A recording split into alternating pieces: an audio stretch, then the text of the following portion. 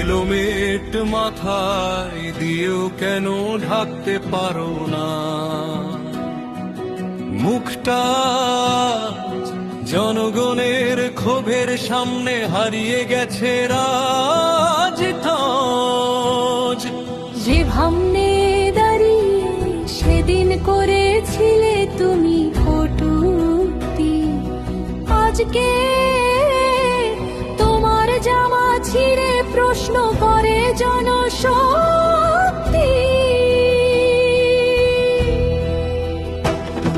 আর ওই দেখো নওশাদ ভাই মানুষের মাঝে বুক চিতিয়ে শত জুলুমের জবাব দিল সে, ভালোবাসার হাত বাড়িয়ে। বুলডোজার যখন নামে নওশাদ তখন পাশে দাঁড়ায়, আর তোনাদে মানুষ যখন ঘরের ছেলেকেই কাছে পায়। লড়াইটা তো শুধু এখানে নয়, লড়াইটা আরো অনেক বড়। দিল্লি বাংলার শাসকের আজ গরিব মারতে হয়েছে জড়ো। এই যে নিকৃষ্ট সরকার গরিবের দুঃখ বোঝে না, মেহন যদি মানুষের কান্না যাদের সিংহাসনে বাজে না। অন্যায়ের পর অন্যায় করে অত্যাচারের হাত বাড়ায়, ধর্মের নামে রাজনীতি করে মানুষের অধিকার কেড়ে নেয়।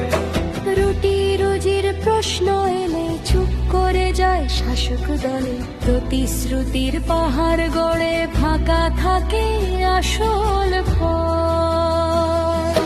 ওঠো হে মানুষ, জাগো হে এবার, ভাঙো বিভেদের এই প্রাচীর। জাতপাত আর ধর্মের নামে অনেক হয়েছে রক্তাক্ততি। ধর্ম মত সব দূরে সরিয়ে দেশের স্বার্থে এক হতে হবে। রাজ্যের স্বার্থে, গরিবের স্বার্থে একটার গান গাইতে হবে।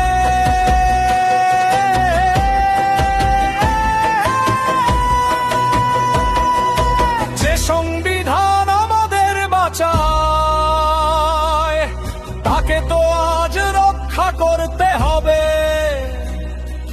ফ্যাসিবাদের অন্ধকার ঠেলে নতুন ভোরকে আনতে হবে।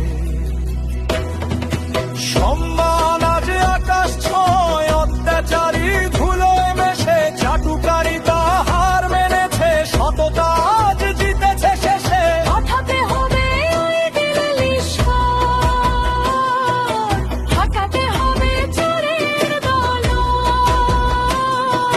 সংবিধানের হাত ধরে আজ জাগবে এই জনবল। এক হও ভাই, এক হও বন্ধু, আজ গর্জে উঠুক বাংলার ঘর। জনগণই আসল রাজা।